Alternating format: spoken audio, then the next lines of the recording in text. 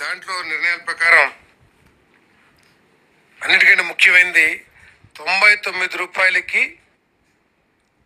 Quality మద్యాన్ని అన్ని బ్రాండ్లు కూడా అందించాలని చెప్పేసి ప్రభుత్వం నిర్ణయించిందని చెప్పేసి మీకు మనం చేస్తాను. 99 రూపాయలు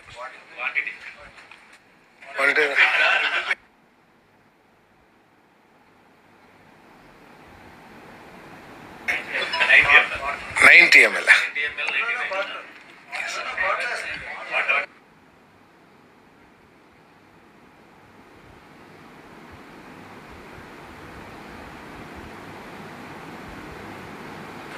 అదే ఇంతకుముందు ఏదైతే 120 రూపాయలకి అమ్మారో ఆ మద్యాన్ని, క్వాలిటీ మద్యాన్ని అన్ని బ్రాండ్స్ని 99 రూపాయలకి సరఫరా చేయాలని చెప్పేసి నిర్ణయం చేయడం జరిగిందని చెప్పేసి మనం చేస్తా ఉన్నాను.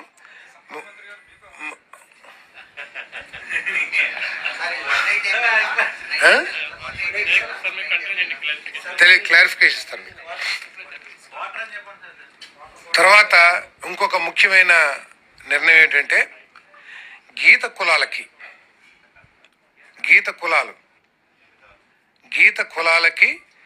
10% రిజర్వేషన్స్ ఈ షాప్స్లో కల్పించాలని చెప్పేసి ప్రభుత్వం నిర్ణయించిందని చెప్పేసి మనవి చేస్తామన్నా. నేను 180 ml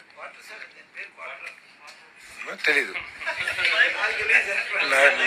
నాకు తెలియదు, మీరు చెప్పారు కదా క్వార్టర్ అంటారు ఏమంటారు. 180 mlకి 99 రూపాయలకి గత ప్రభుత్వం 120 రూపాయలకి ఏదైతే సరఫరా చేసిందో అది కూడా క్వాలిటీ లేని మందుని ఏదైతే ఇచ్చిందో ఈసారి ఎస్టాబ్లిష్డ్ బ్రాండ్స్ ద్వారా 99 రూపాయలకి ఈ మద్యాన్ని అందించే కార్యక్రమం చేపడుతున్నాం. అన్ని బ్రాండ్స్లో కూడా ఈ కేటగిరీ మందుని లిక్కర్ని సప్లై చేయాల్సిన అవసరం ఉందని చెప్పేసి మనం చేస్తాను.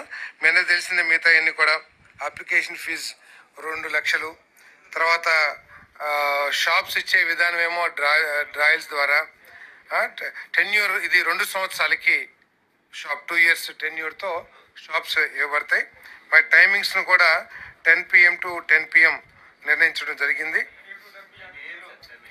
10 AM to 10 PM. టెండర్ కాదు, lottery system. 2 lakhs non refundable. Yes.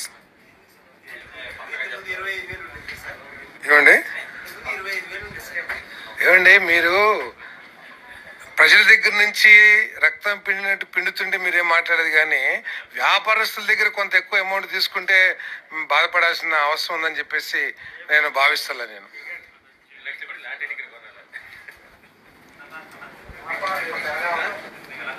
తర్వాత లైసెన్స్ ఫీజు 4 స్లాబ్స్లో 50 నుంచి 85 లక్షల రూపాయలు.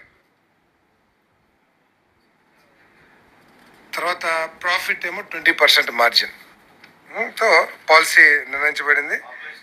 తర్వాత పాపులేషన్ బట్టి, జనాభాను బట్టి ఎన్ని షాపులు అనేది నిర్ణయించడం జరిగిందని చెప్పి మనం చేస్తాము. అదేవిధంగా ప్రీమియర్ షాప్స్ కూడా 12 షాప్స్ని ఈ రాష్ట్రంలో ఏర్పాటు చేయాలని చెప్పేసి నిర్ణయం చేశారు. దానికి 5 years లైసెన్స్ పీరియడ్, తర్వాత 1 crore fees, non refundable 15 lakhs fees. తిరుపతిలో ఈ షాప్స్ని ఓపెన్ చేయమని కూడా మనం చేస్తున్నాం.